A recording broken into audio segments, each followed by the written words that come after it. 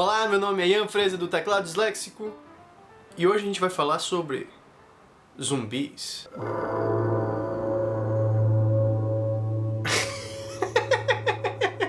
Que idiota, puta merda. Ai, ai. Zumbis estão em todos os cantos. Eles estão em nossos filmes, eles estão em nossos livros, eles estão em nossos quadrinhos. Puta merda, lá vai. Tá que pariu. Tá merda. É a coleção inteira. Ai, porra. Ai. Eles estão em nossos videogames. Comes a game about surviving a zombie apocalypse that's mostly people talking about stuff, just like the TV show. Enfim, pra todo lado que você olhar, é bem provável que você encontre alguma coisa com a temática zumbi. Eu me lembro muito bem de entrar um dia na Saraiva, pegar um HQ cuja capa me chamou a atenção, e já na primeira página, na elipse para a segunda página, a obra me fisgou por completo. Eu estou falando de The Walking Dead.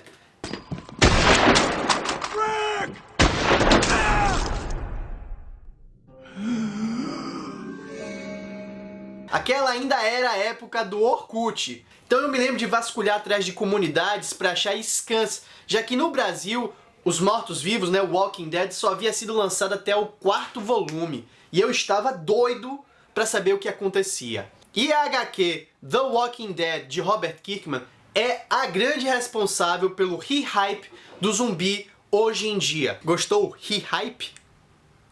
Você só vê no teclado disléxico essas palavras inventadas. Mas para chegar nesse zumbi moderno que nós conhecemos tão bem, eu acho que é importante que a gente volte um pouquinho no tempo para ver como é que essa construção se deu. O que foi que aconteceu historicamente, sociologicamente, artisticamente, para que esse monstro que a gente tanto conhece seja do jeito que ele é.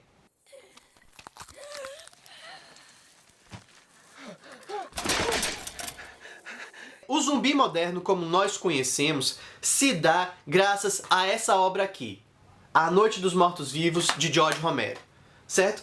Mas a gente ainda tem que voltar um pouquinho mais no tempo pra gente entender o zumbi como figura mitológica da religião voodoo. Então, vamos dar mais um rewind aí. Cristóvão Colombo chegou no Haiti no ano de 1492, durante sua viagem que descobriu a América, e nesse processo de colonização já começa fudendo com o povo nativo, matando gente pra caralho com a varíola. De 1492 a 1625, ou seja, 133 anos, o Haiti foi colônia espanhola. No entanto, em 1625, ele passa a ser uma colônia francesa. E os franceses queriam o que com o Haiti? Plantar cana-de-açúcar.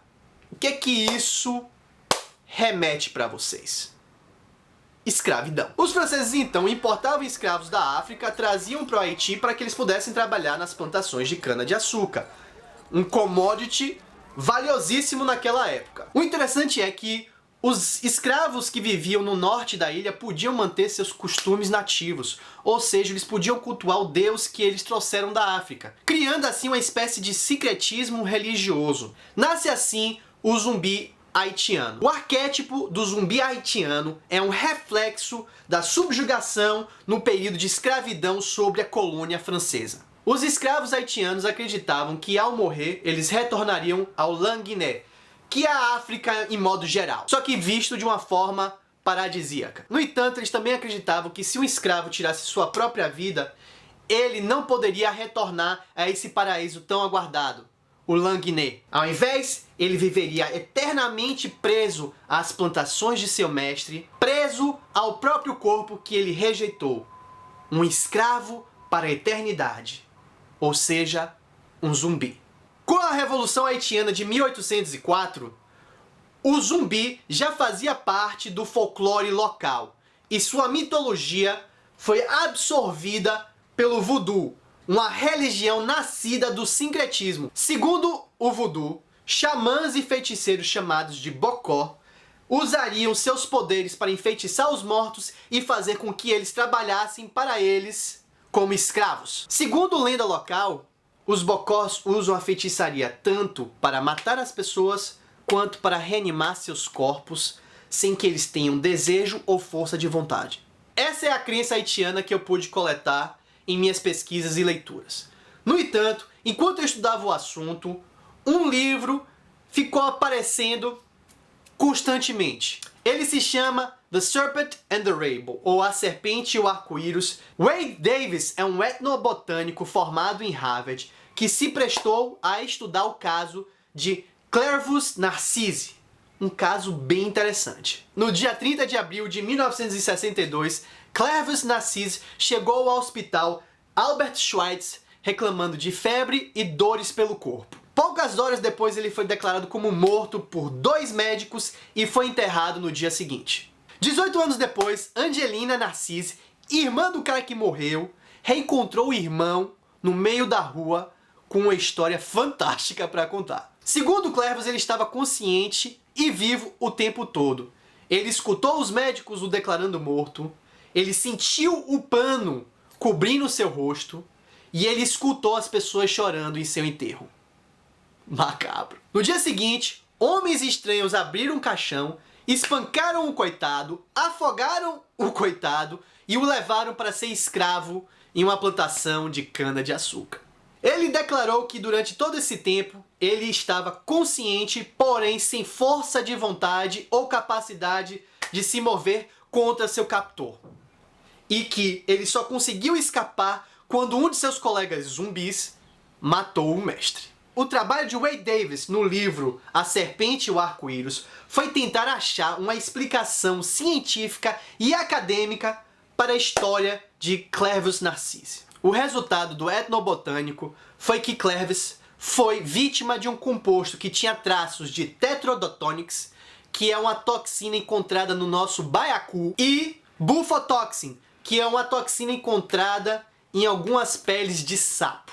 O livro é bem famoso, mas há outros especialistas que desvalidam os resultados de Wade Davis, que não era muito confiável. Hollywood não tardou para importar essa lenda haitiana para o mainstream, tendo White Zombie de 1932 como marco inicial.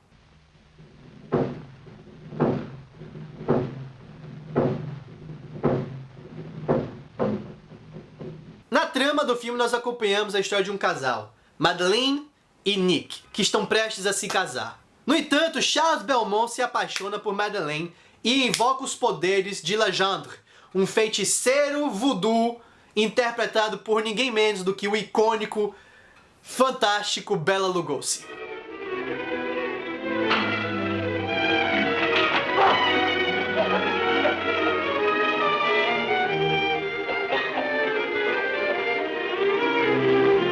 Nesse filme nós ainda vemos o zumbi haitiano, uma horda de mortos-vivos que obedecem aos comandos de seu mestre.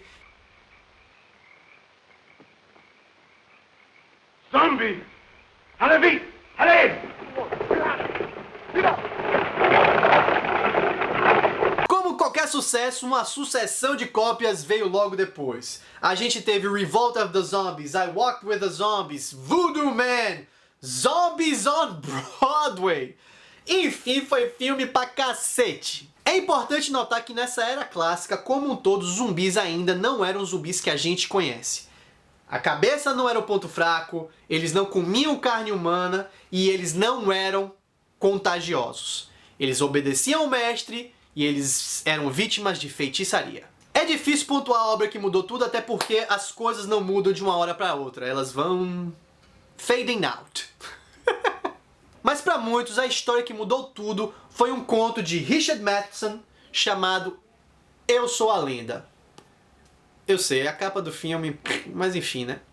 No conto nós acompanhamos as aventuras de Robert Neville, o último sobrevivente de uma pandemia que devastou o mundo após uma guerra provavelmente nuclear. Durante o dia, ele conserta e fortifica sua casa, sai em busca de suprimentos para que ele possa viver, e ele sai matando os monstros que encontra no caminho. Esses monstros que ele encontra no caminho são seres meio que híbridos entre o vampiro que a gente conhece e o zumbi moderno.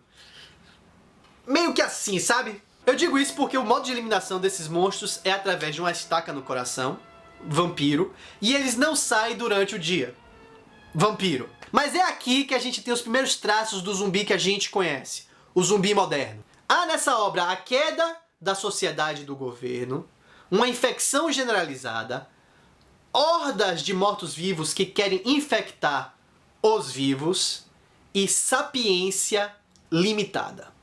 Se você não leu esse conto, dá uma procurada porque é show de bola, é muito divertido e tem um final surpreendente. Precisamos entender o contexto e a época que esse conto foi lançado.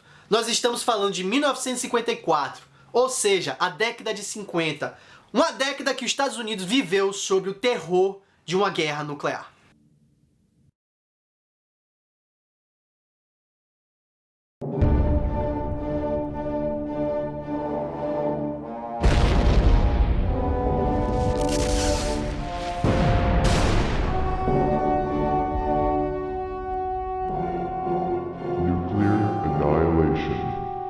Para você ter ideia, o Doomsday Clock, o relógio para o juízo final, que é uma metáfora para o quão perto o homem está da sua extinção, foi criado em 1947. Eu comprei esse livro aqui na época que eu estava estudando zumbis para fazer mestrado.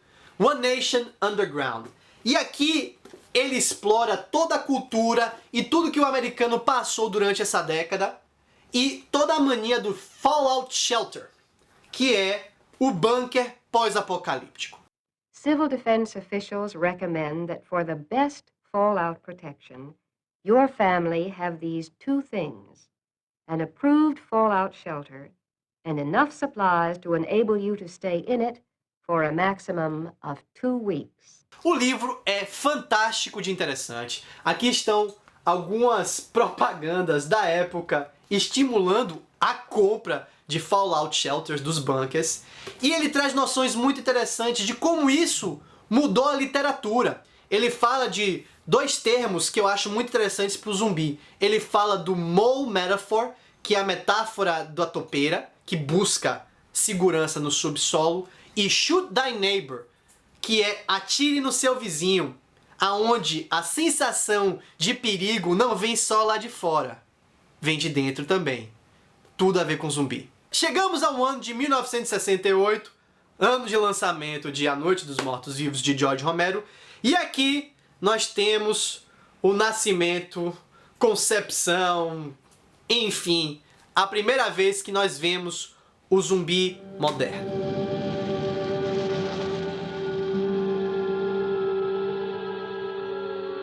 George Romero já declarou em várias entrevistas o quão influenciado ele foi pela obra de Richard Matheson.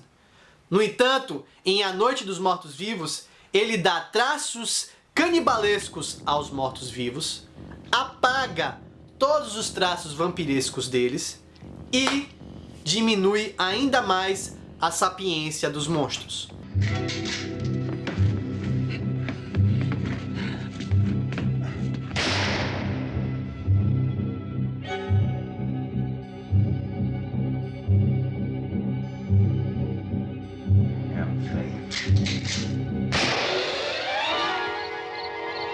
É interessante perceber que George Romero, pai do zumbi moderno, só foi usar o termo 10 anos depois com o filme A Madrugada dos Mortos, que é muito mais crítico, muito mais violento e muito mais sarcástico. Então é isso, essa foi a breve explicação, talvez não tão breve assim, do que é a história do zumbi. Eu espero que você tenha gostado. Se você gostou do que você viu, aperta o like, aperta o subscribe e não esqueça de compartilhar o teclado sempre que puder. Visita o site da Editora Edra, ajuda o teclado aí, vai, um abraço, tchau!